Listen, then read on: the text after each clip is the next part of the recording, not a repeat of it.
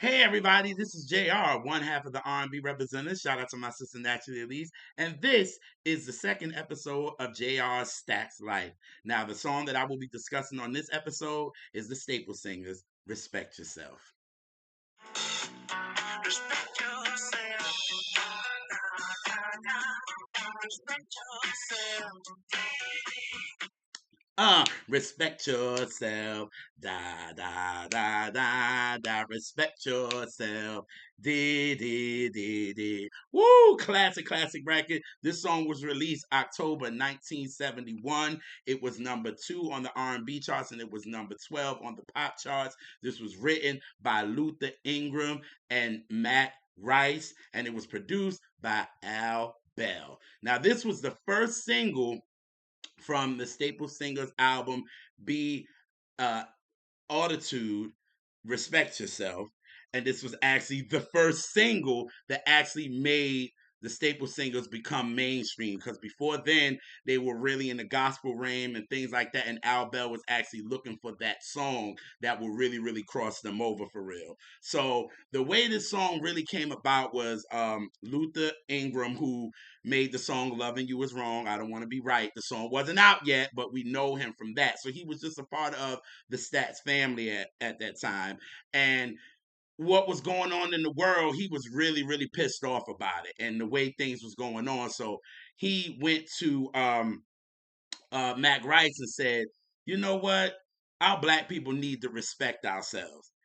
And Mac kind of liked it and was like, I'm gonna come up with a song with that. And he actually came up with a song. He cut the demo, and actually Al Bell heard it and was like, "This is what I've been looking for the Staple Singers." Because the one thing that Pops Staples told the producers and songwriters, if you're gonna write for us, write for what's in the news. You know what I mean? Because they were just gospel singers. You know what I mean? But if we're gonna get into that crossover lane, we need to obviously talk about the Bible, but also it connects to what's going on in the world right now, which was a brilliant thing. So again, Al Bell heard it.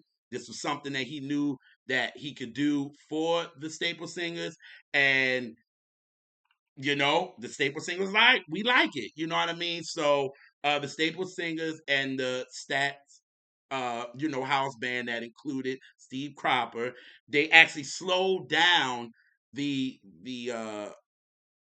they slowed down the song that Mac Rice did on the demo.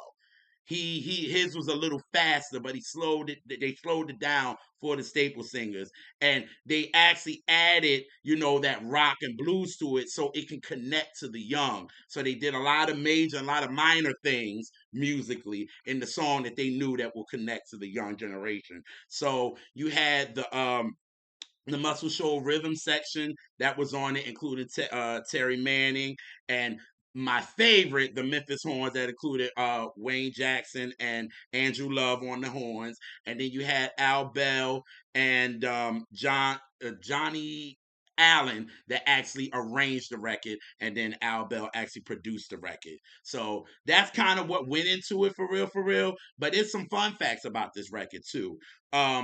Mac Rice actually, when he did this, he didn't think that it was going to be for the Staple Singers. He didn't think it would be good for them, to be honest with you. So it's crazy because they might have not got the song, but Al Bell just knew that this song was good for the Staple Singers. And then on the demo, when you hear the part, uh, da da da da da respect. So on the demo, that's actually where they wanted the horn section to go, but the Staple Singers actually was doing it, so they actually kept it. So you can hear the horns in the background for real, but the Staple Singers are actually doing what the horns are supposed to do, which I thought was brilliant. Brilliant as heck, for real. But there's over like 20 people that actually covered the record, for real. But at the end of the day, the Staple Singers has the best version, and this really crossed them over to that mainstream, and they had so many other hits after then. But my favorite part, I have to do it before I get out of here because Elise will actually kill me. So I love doing Mavis's part, so I'm gonna do it like that, and hopefully I will see y'all on the next episode of JR Stax Life. So here we go. Dun, If you're walking around thinking that the world owe you something cause you're here, uh, you going out the world backwards like you did when you first come here. Mhm. Um, Keep talking about the president won't stop air pollution. Um, Put your hand on your mouth when you cough. That'll help the solution. Dun-dun-dun. Oh, you curse around women when you don't even know their name. Now, and then you're dumb enough to think that'll make you a big old man. Respect yourself.